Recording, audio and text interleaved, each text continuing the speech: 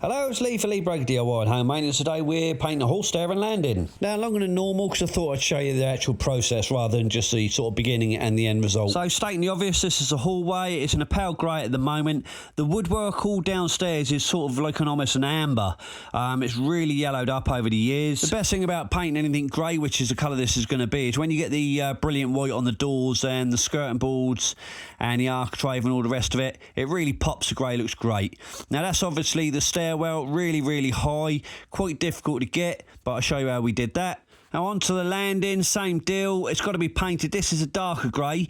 That's going to be painted a darker grey, the same as in the hallway. For the stairwell, there's no natural light, so they're going for a lighter grey, a little bit of a contrast. So the client and I have agreed just walls and ceiling, wood if possible. The natural order would be ceilings first, because you can paint white everywhere, and then you cut the walls in, because it's a lot easier. So here I am in the stairwell. I'm using a step ladder. It's got 3 settings. As a traditional ladder, as you'd expect, traditional steps. In addition to this, the legs alternate, so you can go actually on the stairs as well. Now the ceiling's been cut in and painted, it's time to do the walls. The video doesn't really do this justice. That is a big old wall. It's very high, and a lot of people will run away screaming, thinking, I've got to get a tradesman, I've got to pay somebody to do it.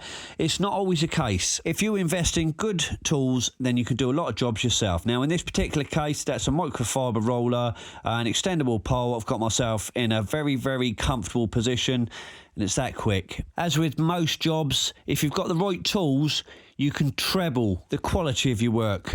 Obviously, experience comes into it in a massive degree, but always bear in mind, if you've got good tools, they're going to help out so much more. So anyway, onwards and upwards. This is sped up, but it's a bit of cutting in, just showing you how I do my cutting in. So you get a nice bit of paint on your brush, get it loaded right into the centre of the bristles, not just on the tips. Run it about 20-30 mil away from where you're cutting into, and then slowly work it in. What you do is create a natural line with no blobs. Then you smooth away all the excess, you don't leave horrible paint marks. You notice in a lot of houses where people have cut in, you can see the lines from the paintbrush. Same again on the bottom, in the corner. Just make a point with the brush, get it right into that corner, and then pull it away, but nice and gently. Fun fact, when you're painting, the paint you're actually using comes from inside the brush, not from the tips. That's why when you load your brush up, you pop it in your tin, and you always wipe away the excess. So there's a bit of cutting in done for you. There's no coving. You see it's got to be really tight, as straight as you can. Very difficult with yeah. So this is what happens when I paint in a house and it's vacant. There was definitely music in the background. I don't just randomly run around with paint rollers. So here you are, finished job. As I said, I did have time to do a little bit of painting on the white. Wanted to do it because I wanted the customer looking to see how good it could look. The brilliant white really brings out the grey. But of course, painting it in reverse order, so walls first, then skirting boards and doors, was a nightmare. So always remember that. For easiest results, you paint your skirting boards and your door frames, then you paint your ceilings, then you paint your walls. It's so much easier to cut walls into rather than trying to cut that sort of 5 mil bit across the top of a skirting board. It's really difficult. And we don't like difficult, we want it as easy as possible.